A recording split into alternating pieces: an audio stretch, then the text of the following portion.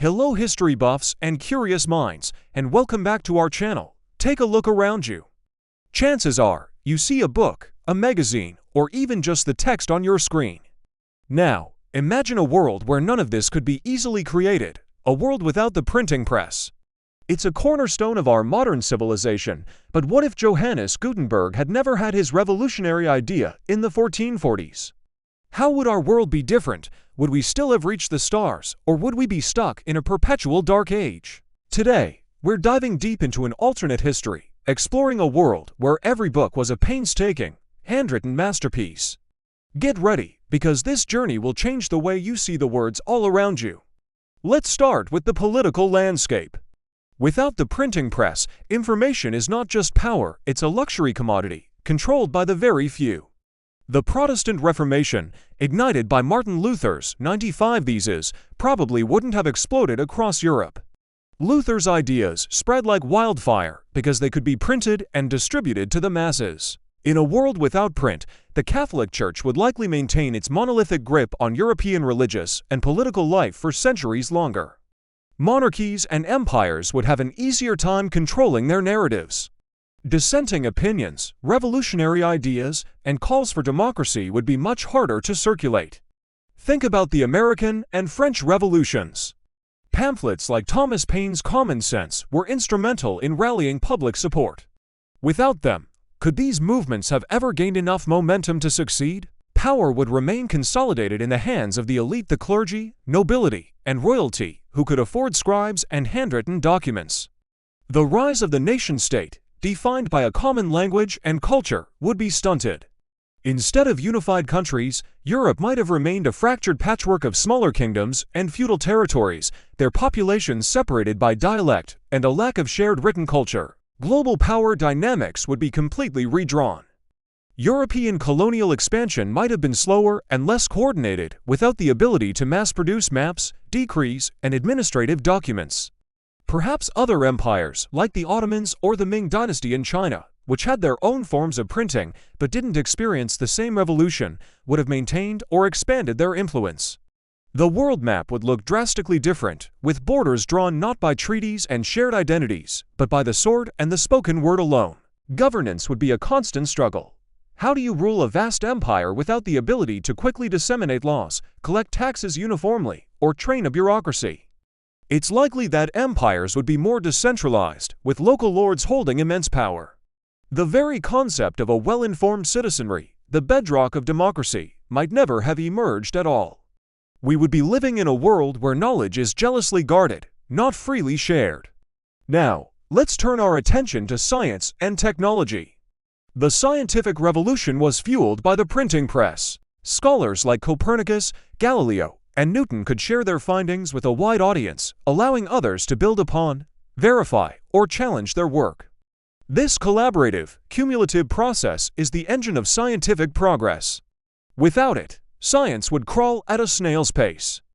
A brilliant discovery made in Italy might never reach a scientist in England who holds the missing piece of the puzzle.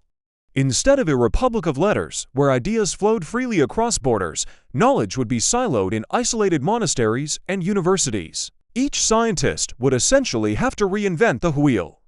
Imagine Isaac Newton having to copy all of his mathematical formulas by hand, or Galileo trying to convince the world of a heliocentric solar system without the ability to mass-produce his diagrams and arguments. Major breakthroughs would be delayed by centuries. We might not have understood gravity, electricity, or the laws of thermodynamics until the 20th or even the 21st century. This scientific stagnation would have a massive ripple effect on technology. The Industrial Revolution, which was built on scientific principles and engineering knowledge shared through manuals and textbooks, would be a distant dream. We'd have no steam engines, no factories, and no railroads. Society would remain agrarian, powered by muscle and water for much, much longer. Medical advancements would also be severely hampered. Knowledge of anatomy, disease, and treatment, which was spread through printed medical texts, would remain limited and inconsistent. Life expectancy would be tragically low, and pandemics would be even more devastating without the ability to quickly share information about containment and cures. Our technological world, from the smartphone in your pocket to the electricity powering your home, is a direct descendant of the printing press. Without it, we wouldn't just be in the dark figuratively, but literally. The very pace of human innovation would be fundamentally broken. So, how would this affect the average person? What would society and culture look like? For the vast majority of people, life would be defined by illiteracy. Reading and writing would remain the exclusive domain of the wealthy and the clergy. Without access to books, mass education would be an impossibility. Social mobility would be virtually non-existent. Your station in life would be determined by your birth, with little to no opportunity to improve your lot through knowledge or skill. Culture would be almost entirely oral and local. Stories, histories, and traditions would be passed down from generation to generation through song and speech. While this would create rich and vibrant local folk cultures, it would also mean that your understanding of the world would be limited to your village or town. The concept of a shared national or global culture couldn't exist. The Renaissance, a period of cultural rebirth that celebrated humanism and classical knowledge, was profoundly amplified by print. Without it, it might have remained a limited, elitist movement, its art and ideas never reaching a broader audience. The very idea of individual rights and freedoms would struggle to take root. How can you know your rights if they aren't written down and accessible? The notion that every person has inherent worth and deserves a voice in their own governance is a concept that spread through the printed word.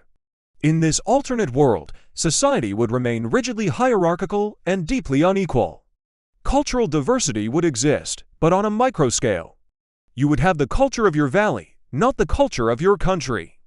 The arts would flourish in their own way. Oral poetry, music, and performance would be paramount, but the development of the novel, the long-form essay, and complex written philosophy would be stunted. Your daily life would be governed by tradition, superstition, and the word of your local leader, with little exposure to outside ideas or different ways of living. Looking at the big picture, the long-term global consequences are staggering. The world would be a far less connected place. Without mass-produced maps and navigation charts, the age of discovery might have been a far more timid age of cautious exploration. Global trade would be slower and riskier, stifling economic growth and the exchange of goods and ideas between continents. The rise of a globalized economy would be unthinkable. International law and diplomacy would be incredibly difficult to conduct without standardized, printed treaties and documents. Misunderstandings and conflicts would be more frequent.